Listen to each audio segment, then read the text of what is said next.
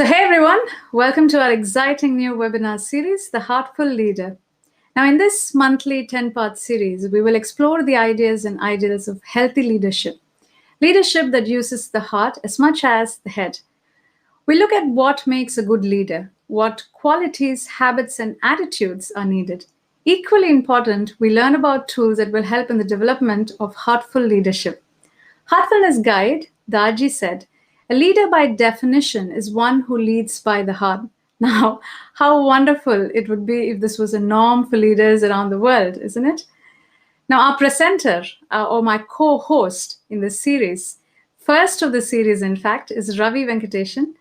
Now, in his outstanding The Heartful Leader serial published in the Heartfulness magazine in 2019, Ravi writes contemporary leadership has shifted from an authority-based model to an influence-based model.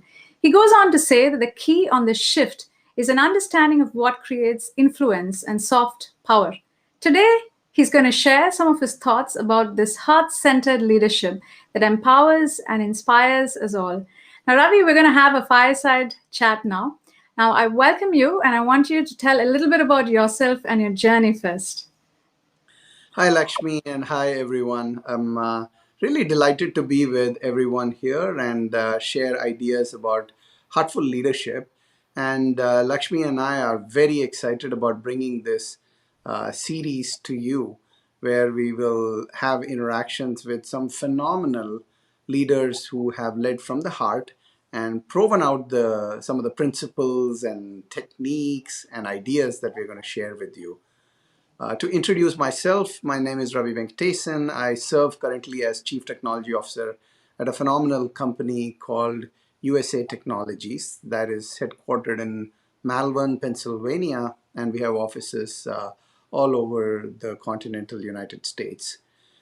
In my role, I deal a lot with people, whether they are our partners, customers, our own employees, and many times it's about not just dealing with people in a rational way, but also understanding their feelings and their emotions and where each person is at a given point in time. And a lot of that is heart-based leadership. It's not head-based leadership. So as we go through this, I'd love to share ideas that I've learned along the way and look forward to these conversations. Lovely, Ravi. Thank you. You know, there was a couple of exceptional recommendations on your LinkedIn profile, and I'd like to read it for our audience, if you don't mind. I'll only know if I mind after you read them. You're going to find out soon. Ravi is a unique and exceptional blend of qualities that many can only aspire to achieve. Ravi is an extraordinary professional. His domain expertise comes from an unquenchable desire to learn. His grasp of technology is enviable, gained from a multi-pronged information absorption approach and hands-on experience. His ability to lead teams and get the job done admirably earned him accolades and an impeccable reputation. His communication and people skill make him a formidable combination of the finest business and soft skills. His willingness to get down to the details, roll up his sleeves, and do new things, often very difficult things, have given him the cross-functional edge many people only hope for. In over a decade of working with numerous professionals from every walk of life, I've rarely come across someone so capable, enterprising, and reliable. So, Ravi, I think this does justice to introducing you to everybody. That did sound like a mouthful. I can adequately bribe whoever wrote that recommendation for me. That's a lot. Now, I truly think you deserve this. You know, I've had you in several of my webinars, and I'm excited to kind of have this, this co-host thing going on with you. I'm thrilled and grateful, really, to have you back in this series, and you truly are the right person to be leading this Heartful Leader series, I think. So, thank you once again, Ravi. Now, I've been doing a little bit of reading about leadership. Obviously, I'm not an expert at this topic, so I'm really looking forward to see what's going to come out of our discussion here. There are different kinds of leadership, right? I read about democratic leadership, autocratic leadership, laissez-faire leadership, strategic leadership, transformational, transactional, coach style, bureaucratic leadership, and so on and so forth. Now, when you mean by this heartful leader, how is this different from the other leadership frameworks? Yeah, it's it's something interesting to ponder over and share.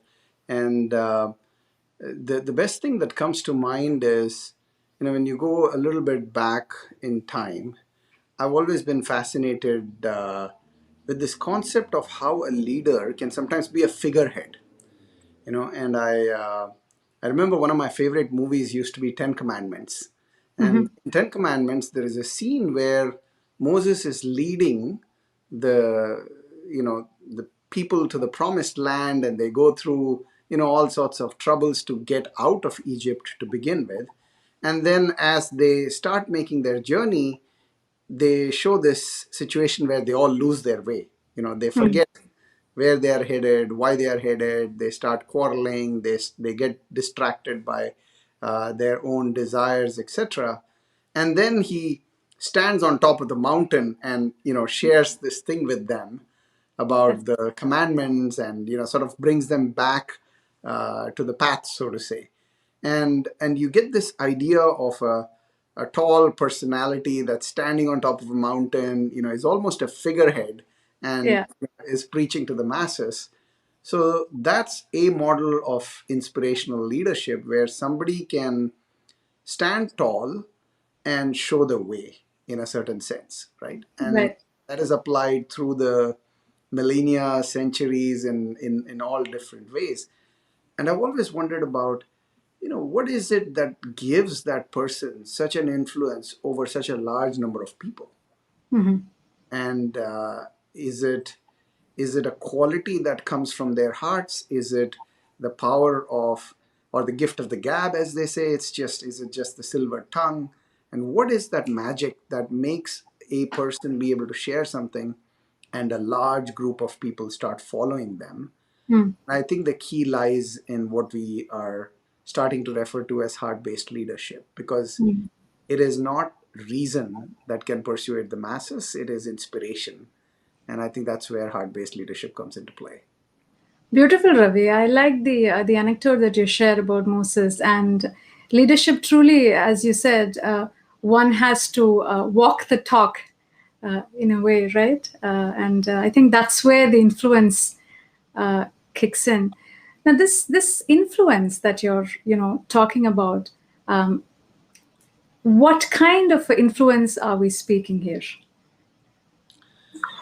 In many cases, I think it's soft power or subtle power of being able to appeal to somebody's higher sensibilities. And I'm gonna return the favor of you embarrassing me at the beginning of this, and share with our audience a little bit about what I know about you. And I've known Lakshmi, and some of the things that others don't know about her, which is, one, she's a very passionate trainer of heartfulness meditation, and uses that to help a lot of people, and in particular does phenomenal work with women groups. And anytime there are challenges that either women in leadership or women in various walks of life are facing, she's used that very effectively. And that is actually a great example of how this subtler influence, or the subtler, power is in fact a kind of a bad word, but the subtler influence comes into play, and that is heart based leadership.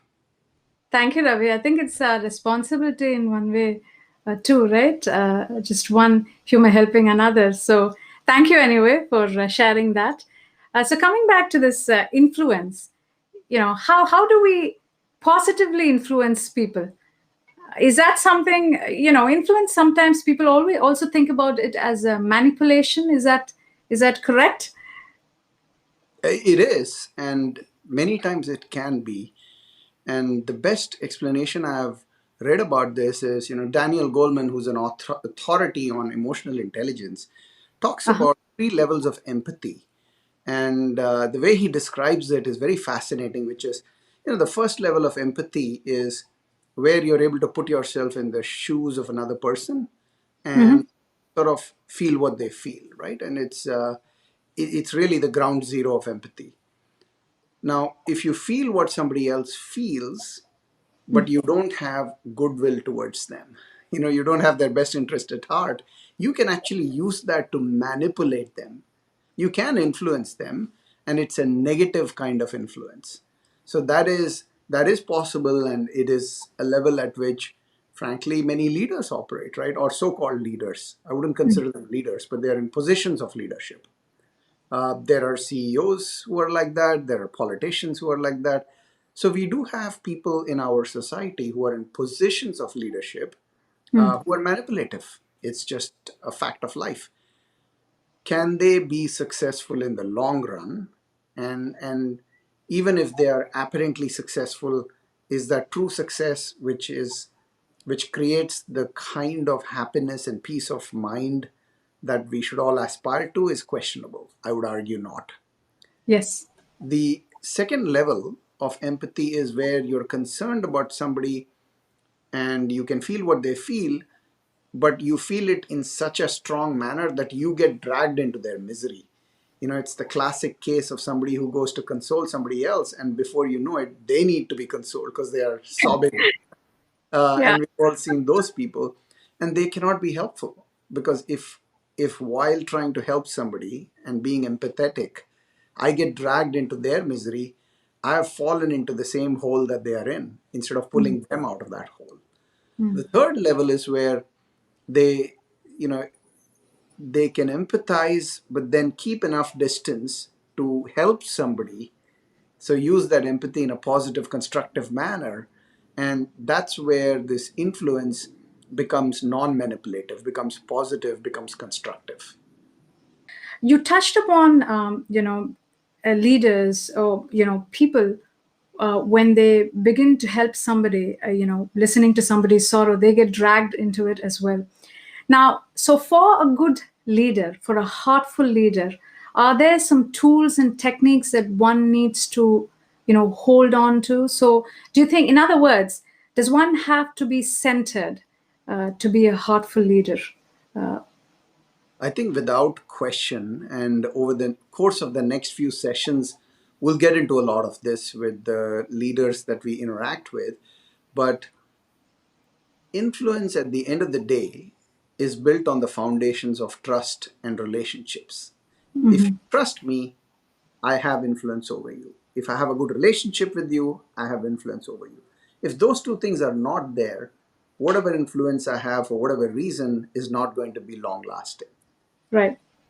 And trust and relationships, in turn, are also based on behaviors, right? How we interact with each other. If somebody is constantly humiliating me or clearly doesn't have my best interests at heart, why would I trust that person? Or why would I have a good relationship with that person? So there is no influence there. I may be coerced into doing some things, but I would not do them enthusiastically. Often I tell managers about when they try to mandate what their team members should do. I often ask them, do you want enthusiastic cooperation or do you want reluctant compliance? You Right. pick Right. make your choice, right? You can always get reluctant compliance, but you'll get the basic minimum instead of the best of a person. So coming back to your question and the thought that we are pondering over, if the foundation for influence is trust in relationships, and if trust and relationships are based on how we behave with each other, that behavior is driven in a sense out of how we feel inside ourselves. If I'm unhappy, angry, bitter, depressed, anxious, how is my behavior going to be with you? I'll just reflect all that. So it's going to be poor. Right. We've all seen the situations where a coworker just explodes and it's not even that big a deal and you wonder what's going on. Well, maybe they had a bad day at home. And sometimes you go home and you explode with the family. Maybe they had a bad day at work. Yeah. Right. All these things impact each other, and Yeah. how we feel inside is what reflects in the outer behavior. So being centered, back to your original comment, is absolutely critical. Yeah. How would you feel about it from your own personal life? Are there days where you just notice that you're not totally centered, and how does that reflect with your own interactions with your family? I totally see that happening with me as well. Like, if you're not centered, the first thing that one would do is you just stop listening, right? I think that itself, we just shut ourselves from everything else. And I think then we're just perceiving things in a wrong way, I suppose. And we're not coming from the heart. So I totally, see what you're saying, and it's quite valuable. It's true, yes. So it's interesting to have this discussion, and I'm kind of excited to see what this 10-part series is going to look like and what informations that you're going to share. uh, Now, with that being said, that was a little intro to our audience, but we do have some questions for you, Ravi, and these are from real people in our team. As our audience would know, that this session is recorded, but then we do have some questions for you. So if you're ready, I'm going to ask them to you, Ravi. Let's fire away.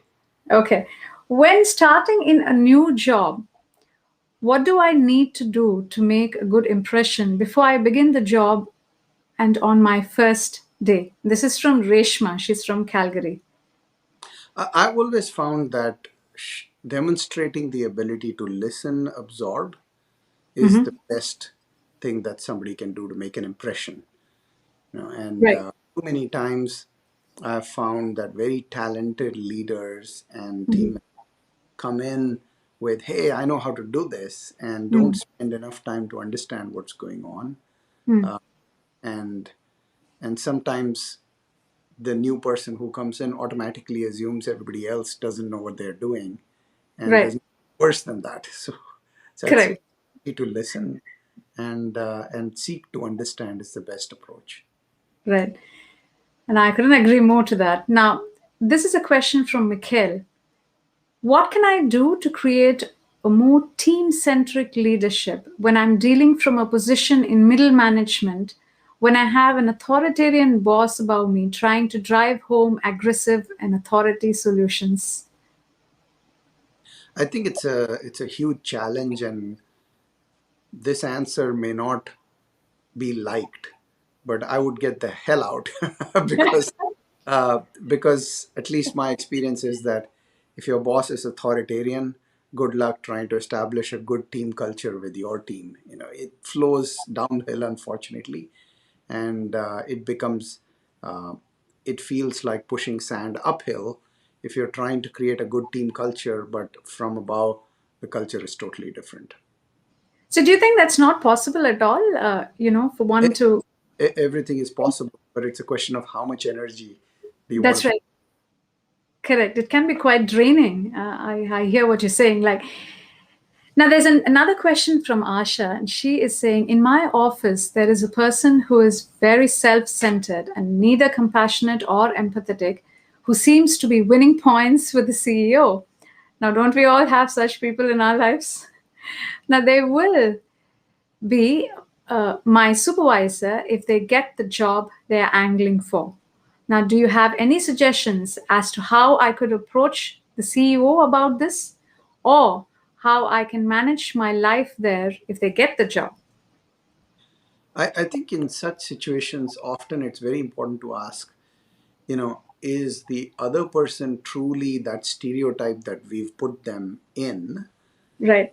or could there be more to it? Because a lot of times all of us do this. We feel that we are right and everybody else is wrong, right? Yeah. We are the noble ones, we are the good ones, we are the good hearted ones, and we are the ones who are trying to do the right thing and trying to do our best for everyone and everybody. And the other person is manipulative, self-centered, selfish, deceitful, so on, right? It can go on and on. It's important to pause and for a moment assume positive intent and validate, is that really true? Or have I demonstrated behaviors that have caused that in the other person? Is there a shift I can make in how I behave with the other person where their behavior might be very different with me? Right? I would first see if there is an internal shift to be made within myself that can help this relationship and build more trust before just jumping to assume that this person is wrong and, oh my god, if they become my boss, how do I deal with it? interesting question, and I was waiting to see what we're going to answer, and how you're going to answer this. And it's a wonderful answer. It's just a great way to see how we can change ourselves, and I suppose the situation will change a bit as well. So that was great, Ravi. Now there is a few more questions. This one is from Diane, and she's asking, I have a person in my team who has applied for another position. Now she is fine in her job, but does not have the personality and people skills to work with others. How can I turn her down without hurting her feeling? This is a common and a hard problem that all of us as leaders will face at one time or the other. Uh, there's a principle called the Peter principle. Dr. Lawrence Peter has described this, that everybody will get promoted until they reach their level of incompetence, and it's a very sad and ironic and somewhat cynical principle, but it's true that a lot of times somebody is very good at their job, and so they want to get promoted because they are so good, but the job they're at may be the best for them, and the job they get promoted to may be terrible for them in terms of their skills as well as their ability to interact with people. In such cases, there is no single easy answer. The best thing to do is to really work with the person to understand why do they want that next level. Is it role? Is it status? Is it perception? You know, is it boredom with their current job? So really dig down a little bit and then do the work with them on what are they aspiring to. And then look at training options, look at options to coach them up and see if they can get there. And if they cannot, unfortunately, in a lot of cases, it becomes, you know, can you be satisfied with this, or should you go somewhere else and look for something else to do? Thank you, Ravi. How does a heartful leader distinguish between leading with emotion and leading objectively with conviction while being sensitive to the feeling of their teams or groups? And in our subsequent sessions, we'll get into a lot of this question and unpack it. But in short, emotions have to be managed. We cannot wish them away. And there's a wonderful book which talks about, it's called Beyond Reason, and it's from it's one of the leading thought leaders in negotiation from the Harvard Negotiation Project. And they talk about how, because human beings are such an amalgam of emotions, you cannot purely negotiate with reason. You have to apply emotions as well. And that's what they call the book Beyond Reason. And it's the same with leadership. We have to manage emotions. We do have to be objective, but being objective doesn't mean we pretend that emotions don't exist. They do exist and they do influence. I like And that answer, Ravi. Actually, I am able to resonate with that very much. And that's where this emotional intelligence comes in, right? It's not just about, IQ, EQ as well. One definitely needs to have that to influence others. Beautiful answer. How does one influence without authority? That is, when working with individuals across organizations, with people who have different motivations, goals than you. This was a question from Sunanda. I think this is going to become more and more important. And organizations have changed from being very top down, very authoritative, very command and control, as it used to be called in the earlier days, to all about trust and empower as the model for leadership. And people often refer to the military as an example, but even in the military, nobody is doing command and control leadership anymore now. It's all about how do you trust people, how do you build more influence, and so the answer is that we have to learn how to develop and maintain this bank account of influence where we don't have control. We have to become leaders where if we go to somebody who doesn't report to us, who's not part of our department, not part of our organization, if we go to such a person and ask them to do something, they are still willing to do it because either they've heard of us by reputation and hence has a good view of us or a good perception, or they know of us and there is influence because of trust and relationships, like I mentioned earlier. So it's the soft power, the subtle power of influence, not the hard power of authority and control that works. So, in a nutshell, what are the attributes that one should be developing in themselves to influence others? Aristotle describes this concept of pathos, logos, and he talks about how we have to appeal to people in terms of their emotions. That's the pathos part. In terms of their reason, and that's the logos part. If in every interaction we come across as reasonable and we are able to appeal to somebody's emotions, and we do that by expressing a sense of goodwill, having their best interests at heart, etc., and being empathetic, we'll have that influence. Thank you, Ravi. I think, shall we say we'll call it our session for today? Absolutely enjoyed it, and maybe it's a good time to work on that inner state through a meditative practice. Thank you, Ravi. Thank you for setting it up. In fact, I was going to suggest to our audience as well, please, put away your cell phones at this time. Well, if you're watching this webinar through your cell phone, please have them with you. Sit comfortably and relax. And I'm going to take you through heartful relaxation and meditation, which will kind of complement all that we were talking about earlier on, about being a heartful leader. So, let's begin. So this session will last for about 5 to 7 minutes. Okay. So sit comfortably and close your eyes.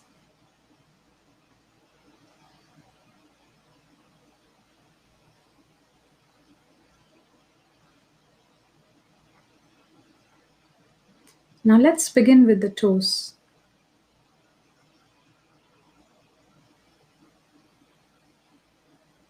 Wiggle your toes.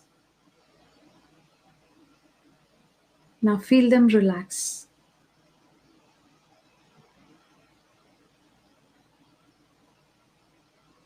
Relax your ankles and feet.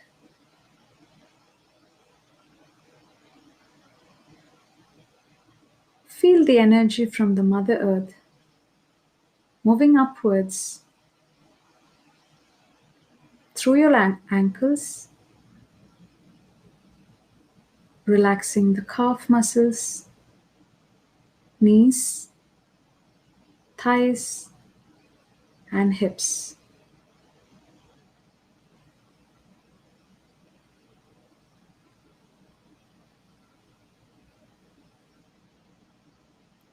Now feel how both your legs are completely relaxed.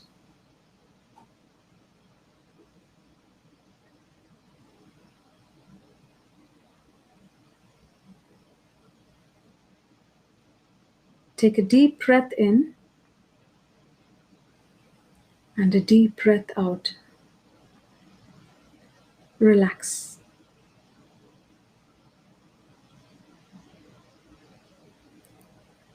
Now relax your seating area, stomach, and waist. Breathe in, breathe out, and relax.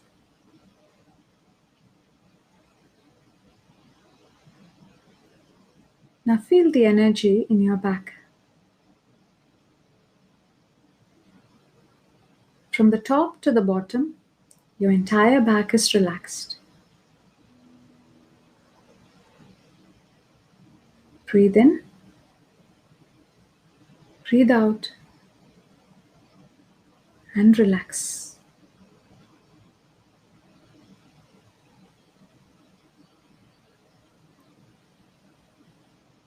Now relax your chest and shoulders. Feel your shoulders simply melting away.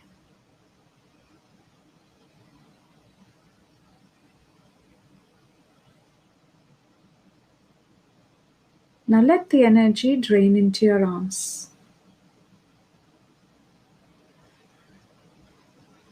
Relaxing the upper arms, lower arms, hands, all the way to the tip of the fingers.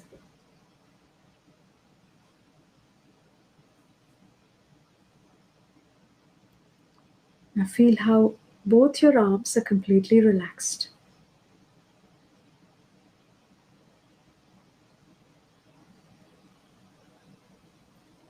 Now relax your neck muscles.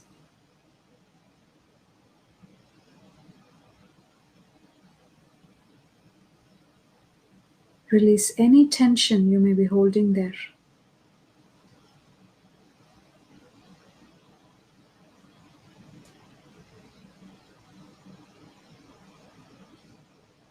Now let the energy flow into your face, relaxing the jaw, mouth, nose, cheeks, earlobes, eyes, forehead, all the way to the top of the head.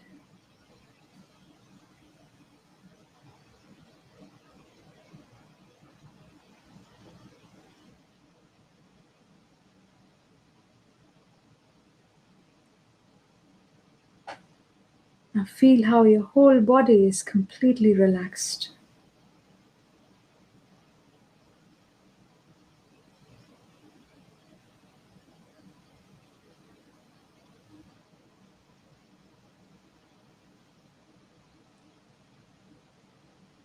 Now gently draw your attention to the heart.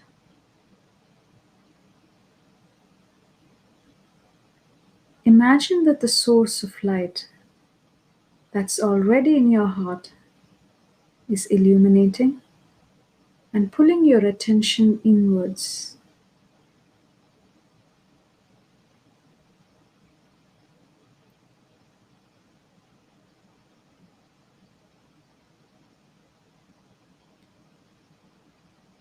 If you have distracting thoughts,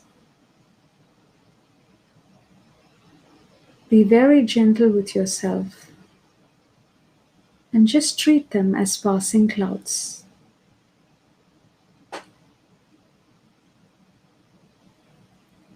Gently remind yourself you're meditating and bring your attention back to the light in your heart.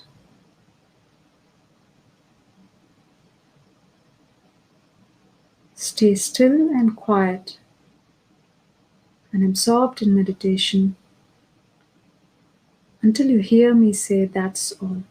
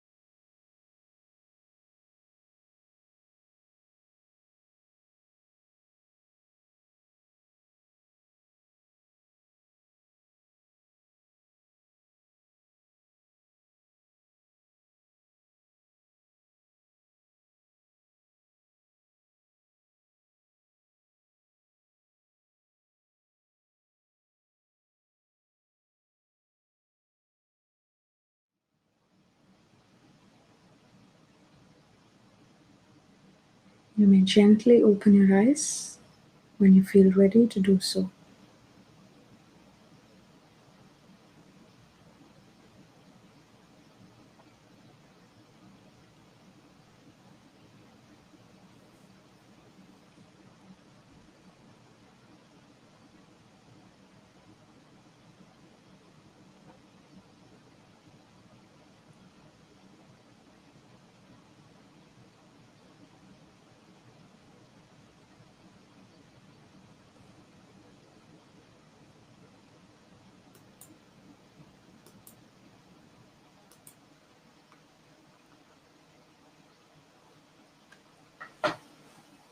Thank you, Ravi.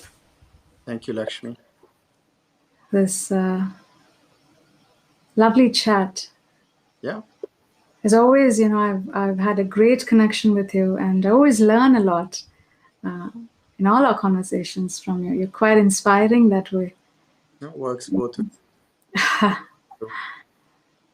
And I think our audience would have got a few things from this webinar too. Just to sum up on, what we've discussed.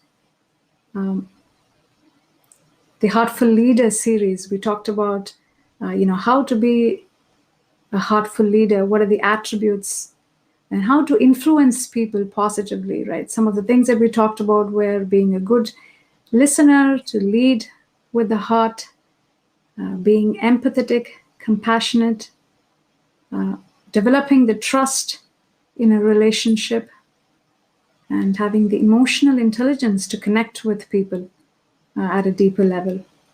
And I'm sure we're going to explore more of these in detail in the coming series. And I'm really, really looking forward to those, Ravi. I'm looking forward to them as well, and glad to be co-hosting this series with you, Lakshmi. Thank you. I'm excited. Thank you. And for all those who are watching us today and who are new to the heartfulness meditation, I'd like to welcome you all to book a session for free.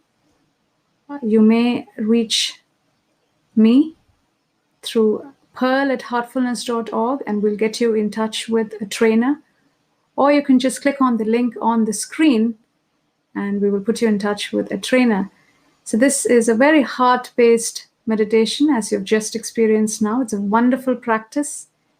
This really helps us to become what we're all aspiring for. I think as you tune into this heartful webinar series, it's a great opportunity to try the practice of heartfulness meditation as well. It kind of brings the transformation from inside out. So with that, I'm going to say bye to you all.